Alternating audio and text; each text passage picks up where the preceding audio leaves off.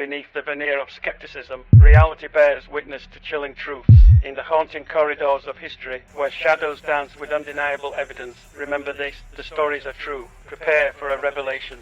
Where the supernatural is stripped of fiction, and the unknown is laid bare. Are you ready to confront the undeniable? The stories are true, and the echoes of reality await. All right, imagine this. It's 1 a.m. on a frigid January night in 2014, and here's our hero, a military man on a mission to tie the knot.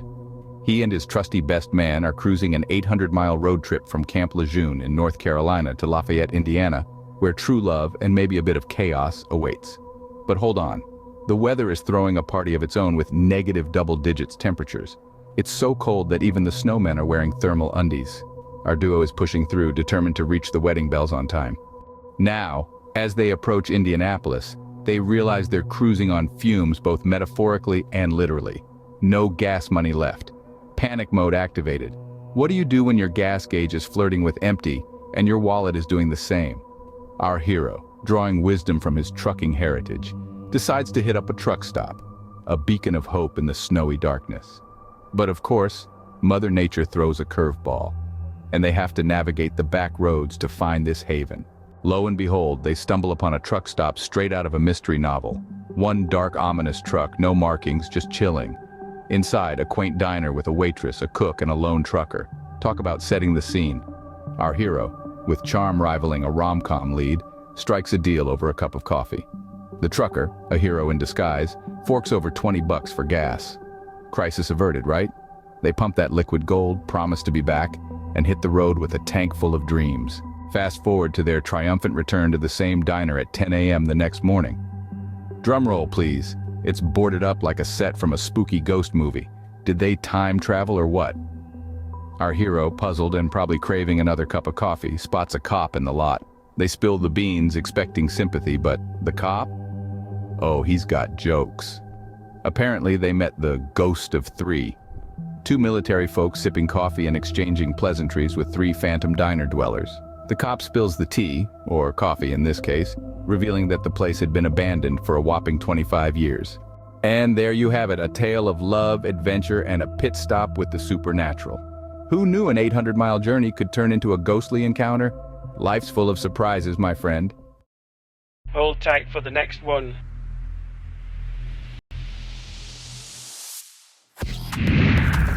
Okay, so picture this. Back in the 90s, my buddy Julie from Portland was just cruising out of the city to meet up with friends. You know, living her best life. But hold on to your seatbelt because things took a turn for the weird. So there she is, stuck in traffic like the rest of us mortals. And what does she find out? There's this gnarly car crash causing the chaos. And of course, being the curious 18-year-old she is, she checks it out. But wait for it, it gets wilder. As Julie passes by the accident scene, she suddenly realizes there's a hitchhiker of the ghostly kind in her car. Yep, you heard it right, a legit ghost. I can already hear the spooky background music playing.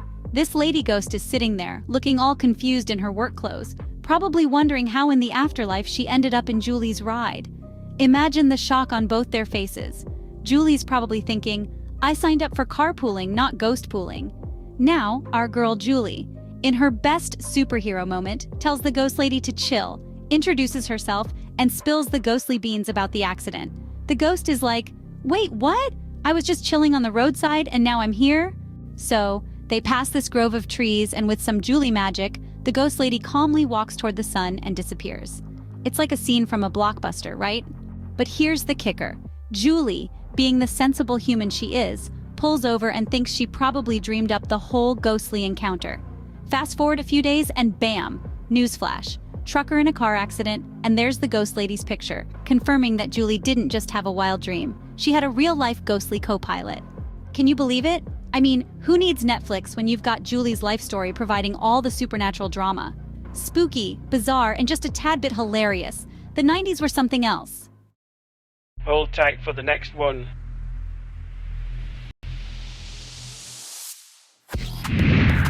All right, buckle up for this wild tale. So, Sarah, our hero from Lancaster, Ohio, spills the beans to Monsters Among Us about her childhood pup, Cricket. Apparently, Cricket wasn't winning any awards for happiest dog ever. According to Sarah, Cricket was basically the canine version of Grumpy Cat Super Cranky, and only had eyes for Sarah's grandma. Plus, she always looked like she needed a spa day. Now picture this. The family is devastated when Cricket decides to play chicken with a passing car, and it doesn't end well. They're all set for a family vacation, but Cricket has other plans, and it involves a tragic encounter with a car tire. Despite the doggy drama, the family decides to stick to their vacation plans. I mean, they had already prepaid, and let's face it, vacations aren't cheap. So they leave Cricket in the care of an aunt who volunteers for doggy duty. Fast forward to the hotel scene. The family's mood is somewhere between melancholy and, why on earth did we leave our unhappy dog with Aunt Margie? Sarah hits the hay feeling blue, and that's when things get spooky. In the dead of night, Sarah wakes up for no apparent reason. She sits up in bed, and what does she see? Cricket, not the real grumpy version, but a full-blown ghostly Cricket, bouncing around like a doggy rave is happening in the afterlife. This ghostly apparition of Cricket is all smiles, a complete 180 from her usual cranky self. It's like she's telling Sarah, "Hey, I'm okay up here. The kibble is endless, and the squirrels are amazing." It's the clearest doggy ghost Sarah has ever seen, a one-time only spectral soiree. Come morning, Sarah spills the ghostly beans to her mom, who's like, "Sweetie, it's probably just your middle school brain playing tricks on you." But Sarah's not convinced. She can still vividly see happy ghost Cricket, and it's stuck with her all these years. So there you have it, a vacation, a grumpy ghost dog, and a supernatural doggy pep talk. Life's weirder than fiction, my friend. Hold tight for the next one.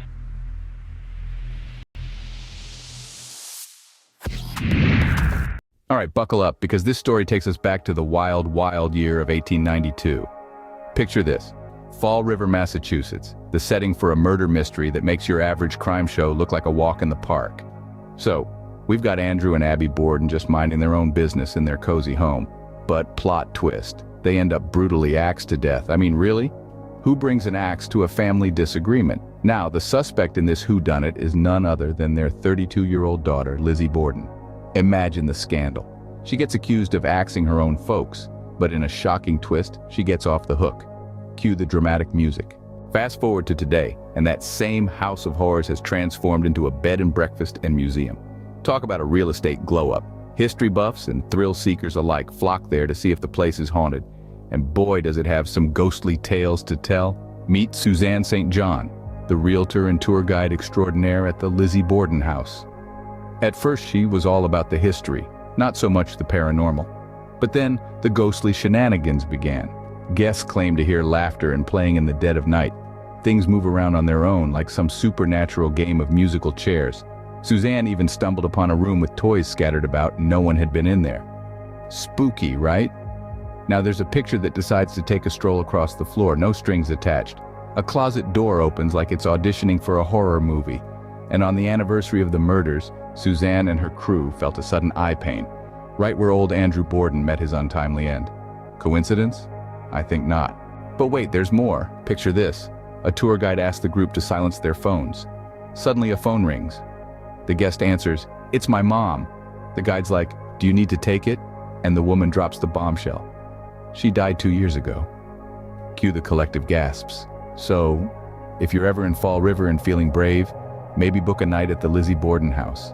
Just be ready for a ghostly game night and some unexpected phone calls from the afterlife. It's a killer experience.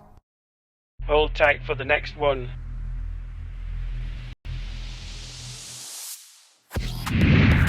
Oklahoma woman's ghostly grandpa, the original imaginary friend. Hold on to your imaginary friend hats, because Jacqueline from Oklahoma just dropped a ghostly bombshell. So, get this, Jacqueline, in all her Oklahoman charm, spills the beans about her childhood pal, who wasn't your typical invisible buddy. Picture it.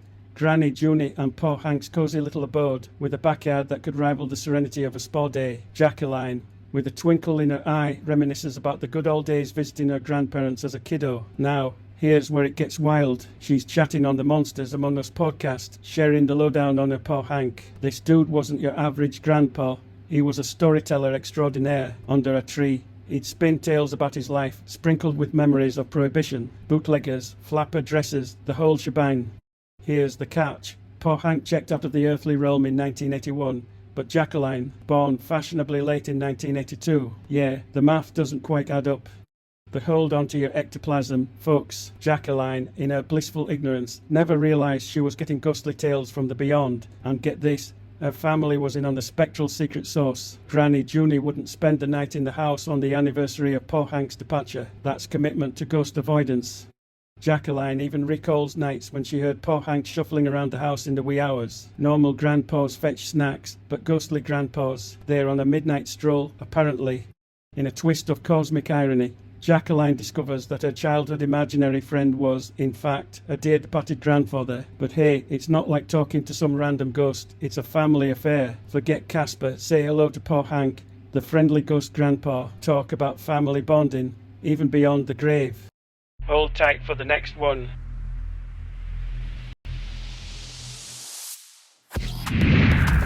Okay, gather around because the Willoughby Coal Building in Ohio has a tale that's more dramatic than a soap opera. Picture this relic from the late 1800s, hosting businesses like it's the OG shopping mall, train depot, cheese factory, and even a flour mill. Talk about a multitasking building. Now, fast forward to 1912, it's doing coal business like a champ and life is peachy. But then, enter stage left. Henry Windus and William Don Norris, the dynamic duo turned frenemies. Why? Well, Henry wanted to buy the whole coal shebang from Don, but Don wasn't having it. Cue the dramatic tension. One fine morning, Don tells his wife he's off to grab some bread, a classic move, right? But here's the plot twist. He never comes back. Hours later, they find him outside the building in a scene straight out of a mystery novel. Bloody heap and all. Was it an accident, murder? Nobody knows for sure. Knows. Now, Teresa Argy, our paranormal investigator extraordinaire, spills the supernatural tea. She swears Don's spirit is still doing the rounds in the Willoughby Coal Building. Apparently the afterlife real estate market is booming. Faces in the window, mysterious footsteps, the whole ghostly package. But wait, there's more. It's not just Don haunting the joint. Teresa claims there's a whole squad of resident spirits, like the building turned into a spectral apartment complex. We're talking 5 or 6 ghostly roommates, probably having ghostly game nights and movie marathons. So, the next time you're strolling in Willoughby, Ohio and you pass by the Willoughby Coal Building, give a little wave to Don and his ghostly gang. Who knew coal mining could lead to such spirited drama? Hold tight for the next one.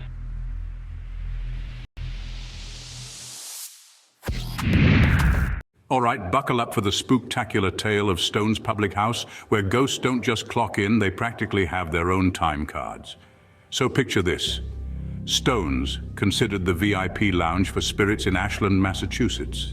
Janet Morosini, the fearless bartender and manager, is practically the unofficial ghost whisperer of the joint. Now, even before Janet became the guardian of the spirits, she heard rumors about a young boy ghost doing laps in the restaurant. Turns out, during the Spanish flu fiesta of 1918, Stone's was doubling as a quarantine hotspot. Talk about a historical haunting. According to Morosini, souls were dropping like flies, or maybe like pandemic-era toilet paper back then. The place is like a spiritual hangout for restless souls who just couldn't resist the vintage vibes. But wait, there's more. A little girl, tragically meeting her end near the tracks, decided to make Stone's her eternal playground. One evening, a dad and his son had a front row seat to a ghostly choo-choo show. The son swears he saw a little girl sobbing next to them, but Dad's more skeptical than a ghostbuster with a faulty proton pack. Now, if you thought that was the end of the guest list, think again. John Stone, the OG proprietor, may not have kicked the bucket on the premises, but he's apparently pulling a 24/7 shift as the ghostly guardian angel.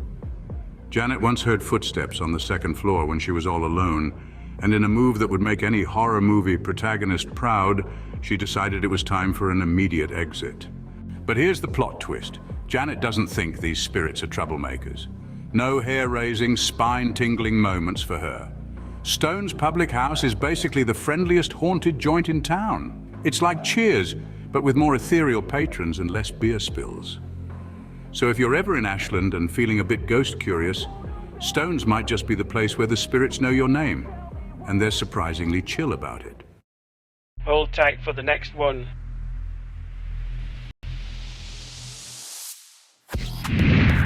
Oh man, you won't believe the wild story Robert told me about his paramedic days in the 90s. So picture this. Robert and his partner got a call about a lady with chest pains, right? Classic emergency stuff. They kick into high gear, flipping on the emergency lights and sirens, speeding through a small Texas town. Now, keep in mind, back then, GPS was just a dream. So they were navigating with maps and squinting at mailbox numbers. The address they were heading to was out in the boonies, no streetlights, pitch dark night. Robert's like, it was so dark, we could have been searching for Narnia. As they fumbled around trying to find the right driveway, Robert decides to kill the sirens. They think they've hit the jackpot, but nope, wrong driveway. Cue the Benny Hill music as they back up and finally find the right one. Guess what? They'd been to that exact address a month ago for a dude having a cardiac party. Classic deja vu, right? In a dark humor twist, they joked that it was probably the wife's turn now. They jump out, superhero style with their bags, ready to save the day. Thankfully, the lady turns out okay. They send the partner to grab the stretcher, and that's when things get real Twilight Zone. The ambulance parked in the dark is like a Christmas tree on steroids, all lights blazing. Robert's like, dude, did you go disco mode on the ambulance? Partner's face? Utter confusion. They both swear they turned everything off after the wrong address fiasco. Later, they try to make sense of it. Robert's partner didn't hit the light show button, and Robert sure as heck didn't either. So, what's the deal? They chalk it up to the lady's deceased husband giving them a supernatural light show just to say, hey, I'm still around, folks. I mean, seriously, if that's not the weirdest and most mysterious paramedic call ever, I don't know what is. Life in a small Texas town, right? Always keeping you on your toes. Hold tight for the next one.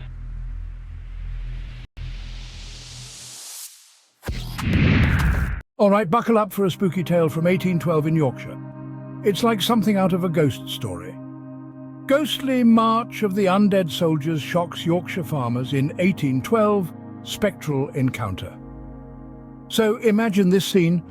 It's a Sunday evening, around 7 or 8 o'clock, and you've got Anthony Jackson, a 45-year-old farmer, and young Martin Turner, a 15-year-old farmer's son, just casually checking on their cattle in Havre Park near Ripley. Now, this park belongs to Sir John Ingleby, the Bart. Suddenly, out of nowhere, Martin points and goes, "Hey, Anthony, check out all those beasts." But here's the kicker. Those weren't ordinary animals. Anthony squints and goes, "Hold on, those are not beasts, those are men." Yep, turns out they were staring at an army of ghostly soldiers in white military uniforms. Creepy, right? Right in the middle of this spectral army was a personage of commanding aspect, decked out in scarlet. These ghost soldiers in perfect order start marching up a hill, passing by our bewildered duo about 100 yards away. And just when you think it can't get any weirder, another group of ghostly soldiers, even larger and in dark-coloured clothes, pops up and starts following the first crew. No hostility, just a casual ghostly parade. As both ghost armies march away, a mysterious volume of smoke suddenly blankets the whole plain. This smoke is so thick that Anthony and Martin can't see their cattle for a full 2 minutes. And when the smoke finally clears, poof, the ghostly armies are nowhere to be found. I mean, talk about a bizarre and eerie encounter in the heart of Yorkshire. Ghost armies on a Sunday stroll, who would have thought? Hold tight for the next one.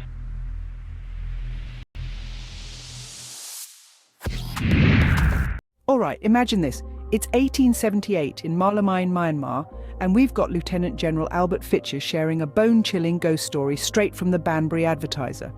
So General Fitcher, this military guy stationed in Burma, starts off by swearing up and down that he saw a ghost with his own eyes in broad daylight. No shaky uncertainty here. He was so sure of what he saw that he could have sworn an affidavit about it. Now let me set the scene. Fitcher had this old-school buddy-turned-college friend that he hadn't seen in years. One fine morning, he's getting ready, minding his own business, when, bam! His long-lost friend strolls into the room. They exchange greetings. Fitch tells him to wait for tea in the veranda and promises to join him in a sec. But here's the kicker: when Fitcher rushes out, his friend is nowhere to be found. Fitcher is like, what in the world? He checks with the sentry, asks the servants, but no one has seen this mysterious friend. Fitcher is dead sure he saw him, not thinking about him or anything. It's not like he was expecting his buddy to show up. It was just a regular morning in Malamine. Fast forward 2 weeks, and Fitcher gets hit with the gut punch news. His friend had died some 600 miles away. What adds that extra layer of spine-tingling eeriness? Fitcher saw his friend's ghost right around the time he passed away. And let me tell you, Fitch is convinced. He says, "To this day, I've never doubted that I really saw the ghost of my friend." I mean, imagine witnessing your friend's ghost and then finding out they've passed away. Gives me the chills just thinking about it. Thanks for joining us on this eerie adventure. If you enjoyed the chills, don't forget to subscribe. More mysteries await. Until next time, thanks for watching and stay curious.